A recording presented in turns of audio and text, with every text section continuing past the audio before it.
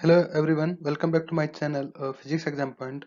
In this particular video, we will going to discuss UPSC Combined Geoscientist Exam solutions or the first paper solutions in which we will going to solve general science questions. Those are already asked in Geoscientist Exam 2020. So and and if you look at these questions, then you find out that what kind of questions are generally asked in the UPSC Geoscientist exam. And also in at the last part of this video we will going to discuss or we will going to tell you that the study material from which you can easily prepare for the general science questions so easily.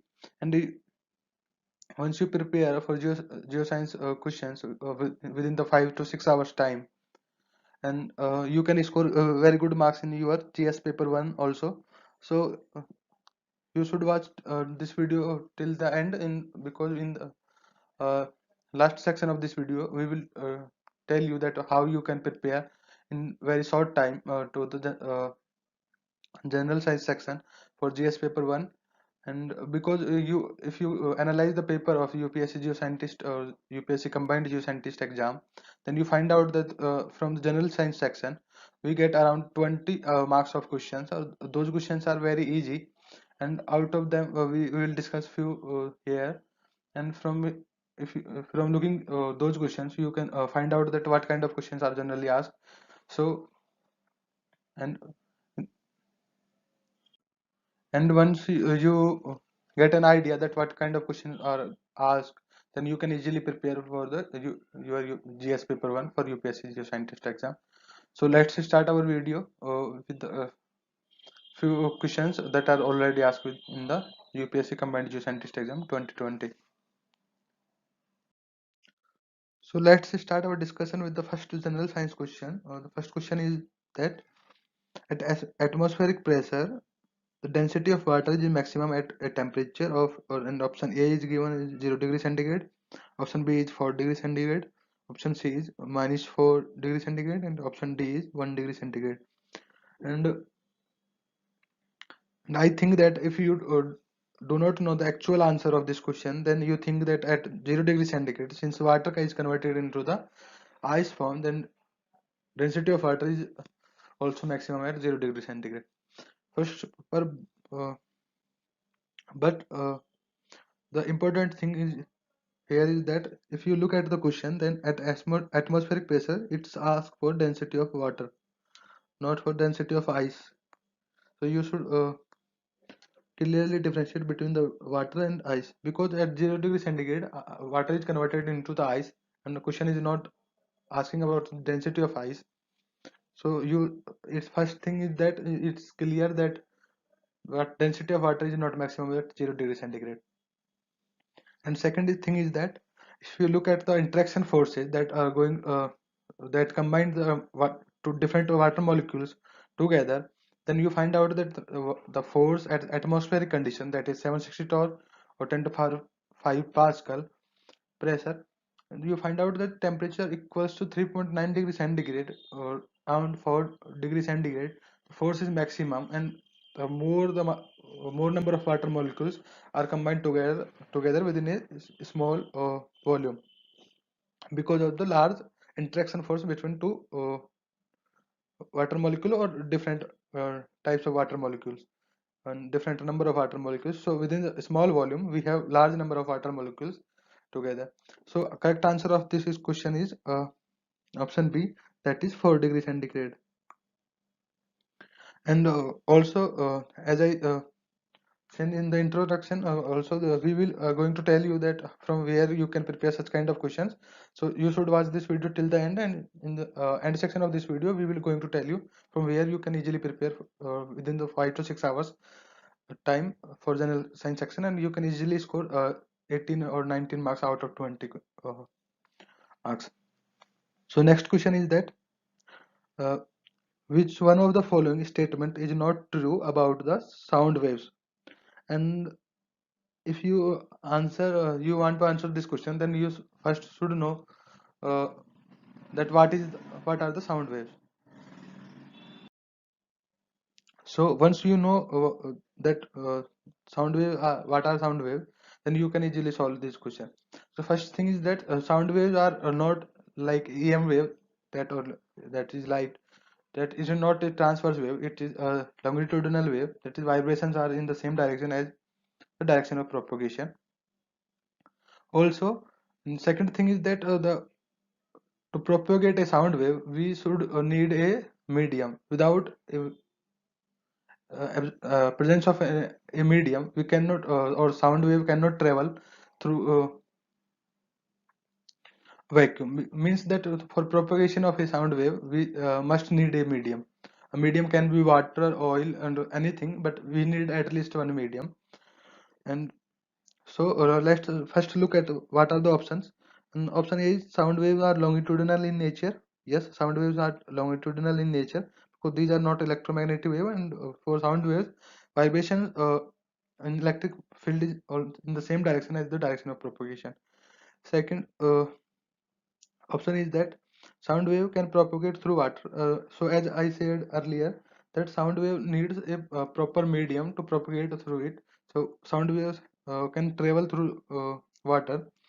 And option C is that speed of sound wave in steel is more than its speed in air. Option C is also correct because if you look at the how the sound waves propagate, because sound waves propagate through the interaction or between the two uh, particle within a medium. So in steel comparison to the air, the atoms are close by, so sound waves can travel much faster than in comparison to air, because sound waves can uh, or atom can uh, transfer their information so easily because atoms are very closely spaced. And second and last option is that sound waves can propagate through vacuum. And I already said that sound waves cannot travel through the, vacuum, because sound wave need at least some kind of medium to travel through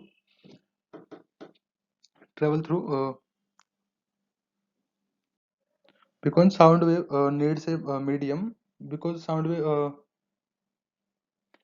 transfer from one atom to a second atom, then by transferring information between two atoms, sound wave propagates. So option D is not correct here, so you can choose option D. And now move to the next question. Next question is that which one of the following statement is true regarding the time period of oscillation of a simple pendulum? So if you know the what is the formula of simple pendulum, here I write the time period for simple pendulum is equals to 2 pi under root L by G. Here L is the length of pendulum, and I can write here L is the length and G is the acceleration due to gravity. So time period is directly proportional to length or under root of the length, and inversely proportional to the acceleration due to gravity. So which of the options are correct here? Option A is that time period increases with the increase in the length of the pendulum. Option A is correct, and all other options are not correct, because if you look at this formula, then you find out that all the statements written here are not correct. So next question is that which of the following statement is not true regarding the infrared radiation? Option A is it is electromagnetic in nature. Option B is its wavelength is larger than that of visible light. Option C is that it can travel through vacuum, and option D is a longitudinal wave. So in if we look at the wavelength spectrum, or if you put the EM waves radiation in terms of the wavelength, then we find out that gamma ray is the minimum wavelength, then X-rays, then UV light or UV rays, then visible rays, then what we have, then we have infrared, then we have microwave radiation, then we have radio waves, right? So these are the in terms of wavelength, in the ascending order of an EM wave spectrum. In this range, we cover all the EM waves, that is electromagnetic wave, and all the electromagnetic wave do not need any medium to propagate through it, and all the EM waves are transverse in nature. That is, the electric vector, the magnetic field vector, and the direction of propagation are perpendicular to the each other. Now move to the options. That option A is that it is electromagnetic in nature, yes. And option B, its wavelength is larger than that of visible light, yes, because here from here we can find out that infrared is larger than the visible rays. Option C is that it can travel through vacuum, yes, any EM wave can travel through vacuum. Option D is that it is a longitudinal wave. No, it is not a longitudinal wave, because all EM waves are transverse in nature. So option D is correct here, because the question is asking that which of the following statement is not true regarding the infrared radiation. Um, m- Move to the next question. Next question is that in a thermos flask is same that we are generally using in our houses. That is uh, a kind of so thermos flask is kind of device or beaker, whatever you called. It's that it's remain the temperature of the liquid remains same. That is, whether it is cold, then it remain cold, and whether it is hot, then it remain hot. So question is asking that which one of the following heat loss process is minimized by using the Sine walls. So before going to the answer, you should know that what are the process are the convection, conduction, and radiation. So first look at the processes. First is the convection. In convection process, the heat transfer between two bodies is through the liquid or gases. That is, particles or gas particles are transfer heat between two bodies. In the conduction process, we have direct contact between two bodies, and heat transfer through the direct contact, right?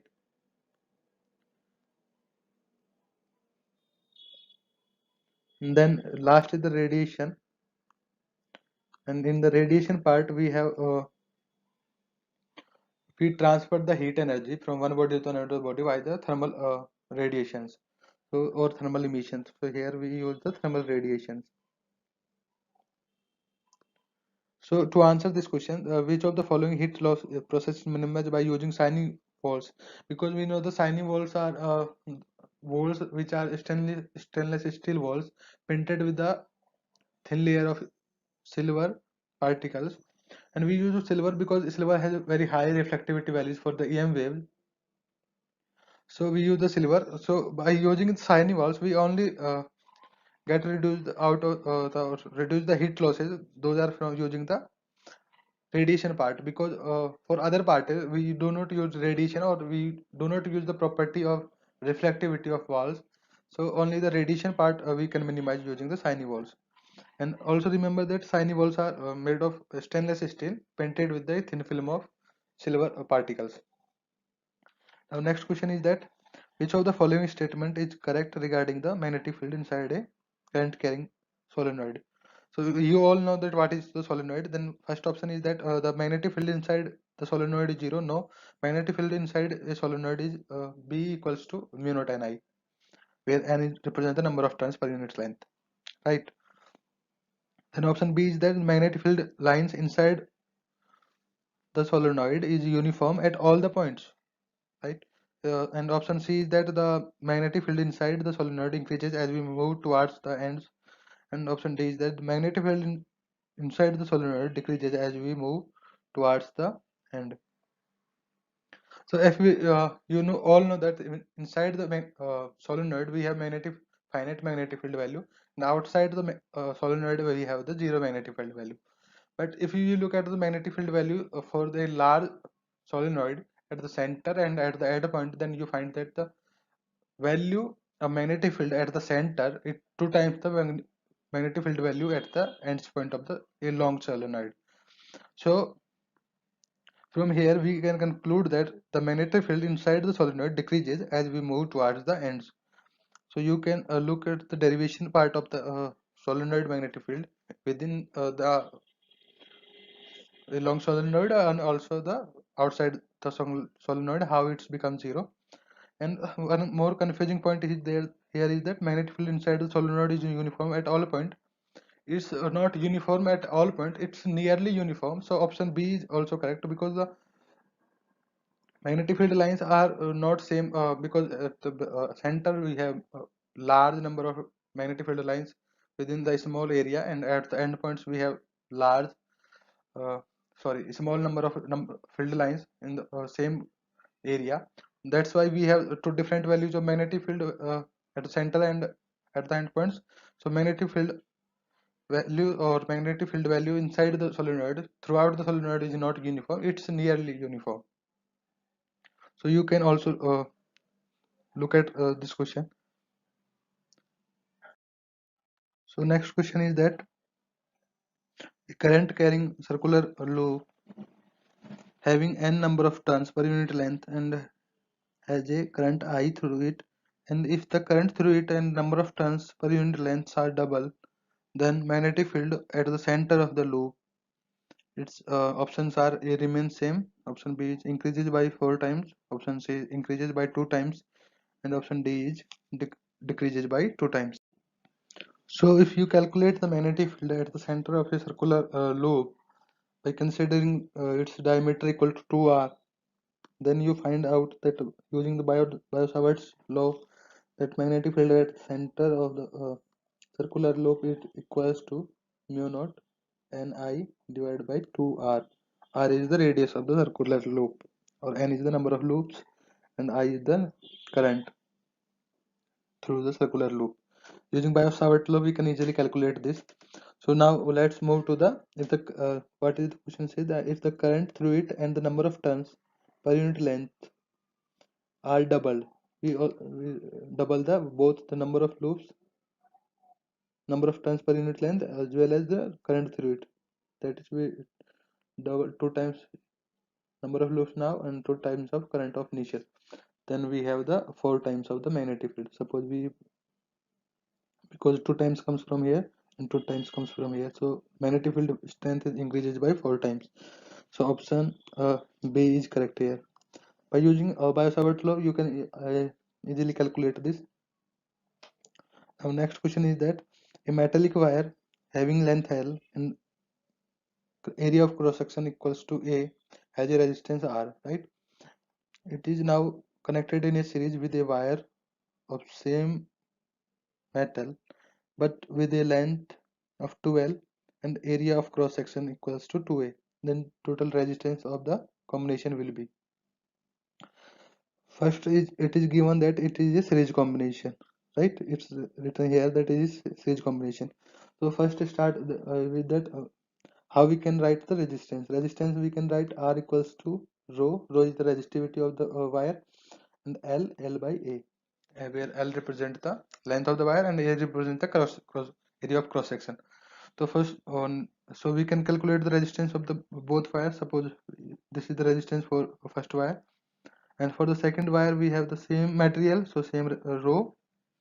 We double the length, so we write here 2L, and we also double the area of cross section, so we write here 2A. So both two are going cancel, so we get again rho L by A, and we go also get R2 equals to R1.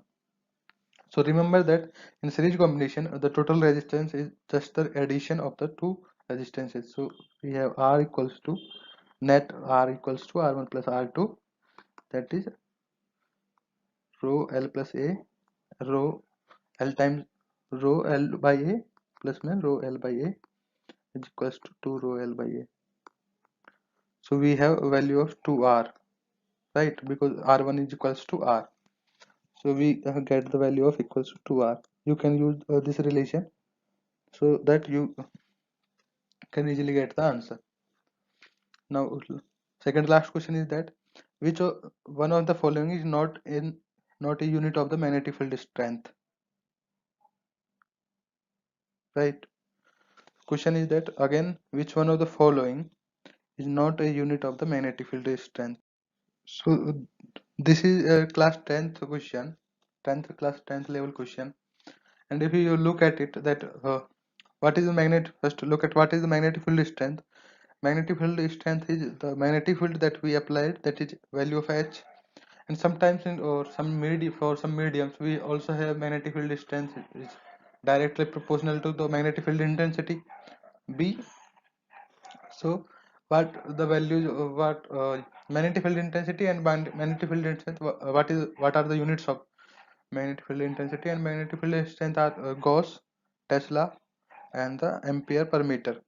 So the correct answer here is that ampere meter is not a correct unit for the magnetic field strength, because it's the correct unit for magnetic field strength are the Tesla and Gauss. When we the magnetic field strength directly related to the flux density or magnetic field intensity, and in terms of the magnetic field intensity itself we directly calculate the units in terms of the ampere per meter, because the magnetic field strength is nothing but it's the magnetic field that we applied, right?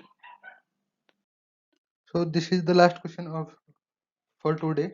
Question is that a straight conducting wire carries a DC current through it. Which one of the following statement is true regarding the magnetic field around the wire? Option A is that magnetic field does not depend upon the amount of current flowing through it. It's not correct, because the magnetic field directly proportional to the amount of current that is flowing through the wire. Option B is that the magnetic field does not depend upon the distance from the wire. It depends on the distance, because as you calculate the magnetic field for a current carrying wire, then you find out the magnetic field directly proportional to the 1 by r. Then option C is that the magnetic field depends upon the magnetic material of the wire. And option C is also not correct, because magnetic field, if you calculate using Biot-Savart's law or Ampere's law, then you find out that it do not depend on the material of the wire. And option D is here that the magnetic field decrease with an increase from the wire. So option D is incorrectly written in the exam.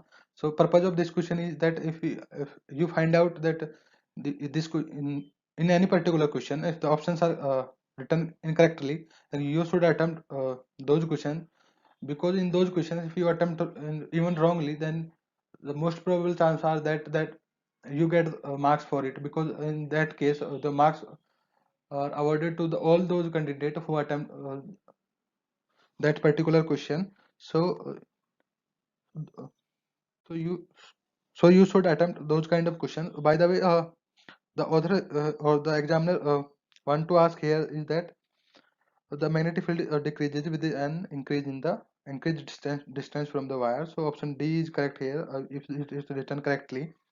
So the purpose of this question that you should attempt those kind of questions, or that kind of question. So and I also promise you to that in the at the starting of the video that we will going to tell you about the from where you can easily prepare for the general science part. And as you know that around 20 marks questions are asked from the general science section, and if you score good marks in general science section, then you can easily qualify your GS paper first for UPSC combined geoscientist exam. So to prepare for the GS paper first or general studies paper, what you have to do, you just read to the class 9 or class 10th NCERT books, especially the science books. And in the science books also, you should read the section from the electrical properties and from the magnetic properties mostly, because the questions are generally asked from the electric properties and magnetic properties. Even if you read all the books or throughout the books or complete books of class 9 and class 10th science books, those are currently running in the NCERT courses. So or if possible you can also read the older books also. So but if you cover or read the complete book of the NCERT, then you find out that within the 3 to 4 hours you easily complete the complete book, that is you read a complete book within 3 to 4 hours time. And questions are generally asked from the class 9 or class 10th books. So you prepare yourself well by reading the class 9 and class 10th NCERT books especially. So that's all for today. So thank you, sir. Thank you very much for watching this video completely. And if you think that this video is going to help you in your future, then you for your physics competitive exam, then you can hit the like button, and as well as if you are new at this channel, then you can hit the subscribe button. The button is available on your right button screen. From there you can easily subscribe our channel, because on this particular channel we bring all the necessary or all the important and information for all the physics competitive exam, whether you are preparing for job, for GATE exam, or whether you are preparing for CSIR exam. We bring all the information here. So you can subscribe our channel for that purpose. And so keep supporting us and keep studying our channel Physics Exam Point. And again, thank you for seeing this video completely.